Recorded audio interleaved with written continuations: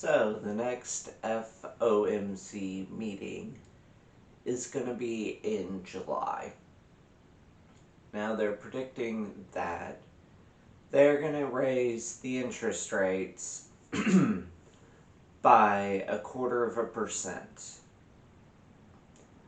Now, this I think is very well founded because they've stated before they will not be lowering interest rates this year. And a lot of people didn't believe good old Jay Powell when he said that. They were like, he's gonna cave, something's gonna break, either the banks or the stock market, the debt market, the equities, the housing market. Something is just going to go so bad that they're going to have to cut interest rates before they have gotten inflation down to their target 2% or even their 3%, which we're still not that close to the 3% even. It's getting really sticky, the inflation is. We're right in that 4.5%, 5%, 5.5% range, depending on what numbers you're looking at. There's core, there's CPI, there's different metrics. And the last one, CPI went down, but the core inflation went up. That takes out the energy and food that can be pretty variable from month to month, especially with gas prices and stuff like that. So that went up, core inflation went up, and then they decided to finally take their pause of not raising interest rates, which they all but said that it's going to be what they call a hop, and just they're going to raise interest rates this next upcoming meeting. This will more than likely be 1/4% raise, and it will be kind of felt throughout the economy, even though it's the smallest raise. But I think at this point it's more about how long it's going to stay elevated. And this new rate is going to get us to the 5.5%, 5.75% of an interest rate, and that's before you borrow money from the bank. That's just what the bank's paying to borrow that money, as I understand it at least. So your interest rates on your loans with even excellent credit is going to be like 6.5%. And if you have just like the good credit, you might be looking at like 8.5% to get a loan, to get a mortgage.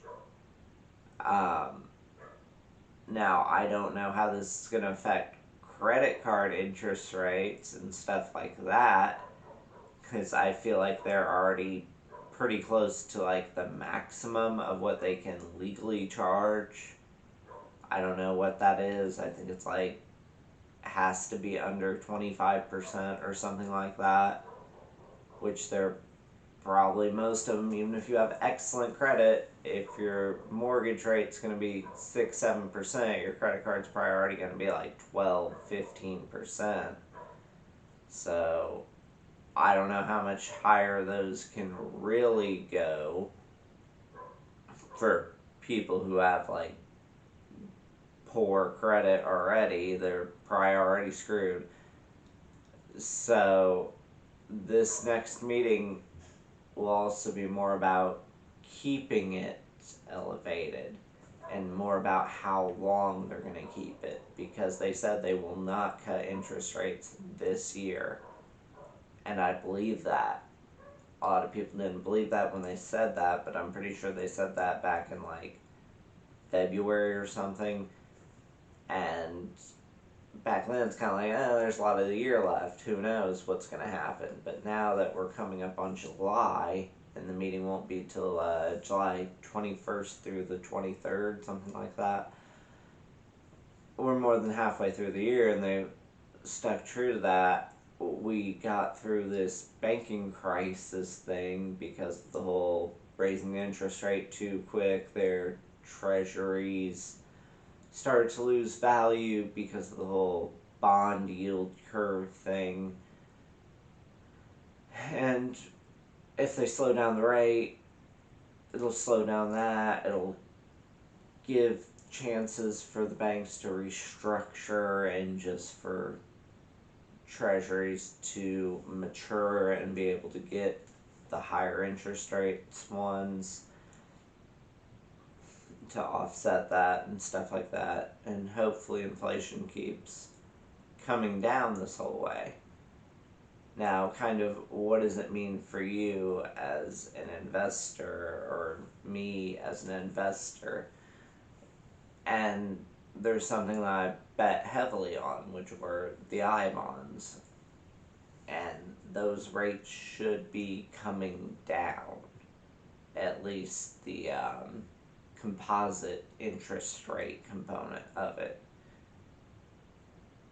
And hopefully for us, the next issuing, there's a fixed rate, and hopefully that goes up, which it has been. It was 0 for a long time, then it was 0.4%, and now if you're getting them, it's 0.9% fixed rate throughout the whole life of the bond.